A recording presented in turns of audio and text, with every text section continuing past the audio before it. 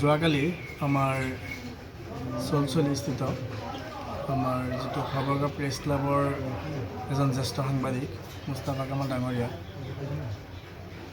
এটি নিচামুক্ত কেন্দ্ৰত মানে কিবা হুলস্থুলীয়া এটা পৰিৱেশৰ সৃষ্টি হৈছিলে। তেখেতে তাত এজ এ সংবাদকৰ্মী হিচাপে এজন সাংবাদিকৰ দায়িত্ব আৰু কৰ্তব্য যে কিবা অঘটন হ'লে তাত গৈ পেলাই নিউজ সংগ্ৰহ কৰা। গতিকে সেই উদ্দেশ্যে তেখেতে তাত গৈছিলে।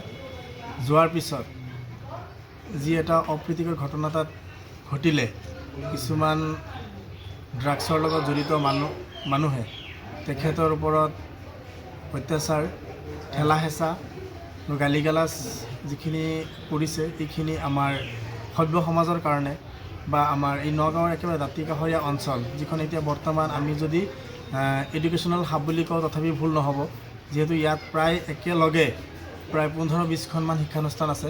আৰু তেখেত মই জনামতে প্ৰতিখন শিক্ষানুষ্ঠানৰ লগতে ওতঃপ্ৰোতভাৱে জড়িত। আমাৰ সোণাইঘাট হাফিজিয়া মাদ্ৰাছাৰ লগত জড়িত, এখন মছজিদ কমিটিৰ লগত তেখেত জড়িত, ঈদগাহ কমিটিৰ লগত জড়িত বা বিভিন্ন সভা সমিতিৰ লগত, য'ত যি সভা সমিতি হয় চবৰ ক্ষেত্ৰত তেখেতক আমি মানে আগভাগ লোৱাত মানে চবৰ আগতে তেখেতক দেখা যায় বা সকলো মানে বেয়া দিনত তেখেত উপস্থিত থাকে। গতিকে আমি মৰ্মাহত হৈছোঁ, শুনি পেলাই খুবেই বেয়া লাগিছে। এনেকুৱা ঘটনা ঘটিব নালাগিছিল। যিহেতু আমাৰ উপায়ুক্ত মহোদয়াও আমি মানে নিউজৰ জৰিয়তে যেনেকৈ গম পালোঁ, 2-3 দিন আগতে এখন মিটিং কৰিছে তেখেতে নগাঁৱৰ বিভিন্ন উচ্চস্তৰীয় বিষয়ববীয়াসকলক লৈ পেলাই, যে নগাঁওখনক ড্ৰাগছমুক্ত কৰিব লাগে, নিচামুক্ত কৰিব লাগে। যে তেনেস্থলত এজন সাংবাদিকৰ ওপৰত যদি কোনোবাই ড্ৰাগছ ব্যৱসায়ী বা ড্ৰাগছ আসক্ত ব্যক্তিয়ে যদি আক্ৰমণ কৰে, এইটোতো কোনোপধ্যেই মানি ল'ব পৰা নাযায়। গতিকে মই এজন সচেতন নাগৰিক হিচাপে মই আমাৰ প্ৰশাসন বিষয়াসকলক এইটোৱে মানে আপত্তি দৰ্শাই আছোঁ যে আপোনালোকে উচিত তদন্ত কৰক আৰু তদন্ত কৰি পেলাই যিজন দোষীক কৰায়ত্ব কৰি শাস্তি বিহিবলৈ আহ্বান জনাইছোঁ। ধন্যবাদ। যোৱাকালি সাংবাদিক মুস্তাফা কামালৰ ওপৰত যিটো ৰিহাব চেণ্টাৰত যিটো ঘটনা হৈছে, এইটো পৰিকল্পিতভাৱে তৃতীয় পক্ষই আমি অনুমান পাইছোঁ, তৃতীয় পক্ষই কৰিছে। মানুহজনক যি মানে শাৰীৰিক অপদস্থ কৰিলে, সেইটো গৰিহণাৰ যোগ্য। আৰু এই সাংবাদিকজন আমাৰ মাদ্ৰাছাৰ,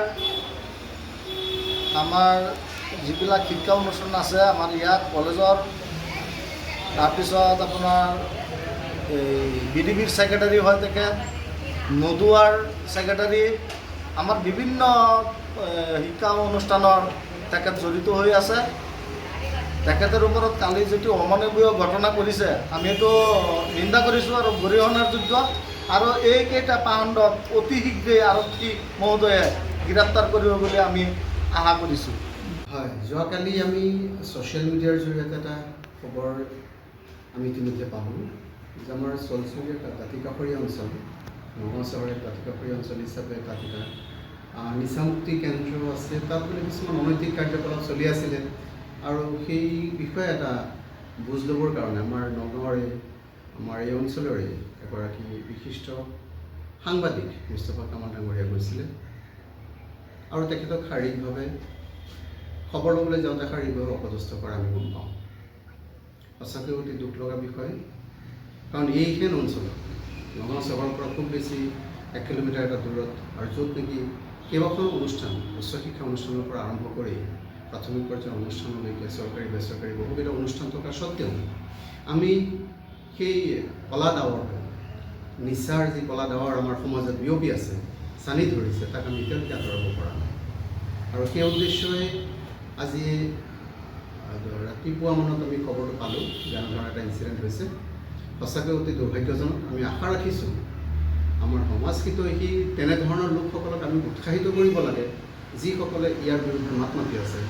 আৰু এনেধৰণৰ কিছুমান অপশক্তি যিবোৰে আমাৰ সমাজখনক কলুষিত কৰি আছে আৰু সমাজত বিভিন্ন ধৰণৰ বিশৃংখল অৱস্থা পৰিস্থিতিৰ সৃষ্টি কৰি আছে, সেইবোৰ প্ৰশাসনে তেওঁলোকৰ ফালৰ পৰা, আমাৰ এই অনুষ্ঠানৰ তৰফৰ পৰা মই আহ্বান জনাইছোঁ, প্ৰশাসনে যাতে বিহিত ব্যৱস্থা লয়, উচিত তদন্ত কৰি সেই সাংবাদিকগৰাকী যাতে ন্যায় প্ৰদান কৰে আৰু ন্যায় প্ৰাপ্তিৰ বাবে আমি অনুষ্ঠান তৰফৰ পৰা কৰিবলৈ আহ্বান জনাইছোঁ। যিকোনো খবৰৰ বাবে যোগাযোগ কৰক 7099017330 লগতে 7099017110 নম্বৰত।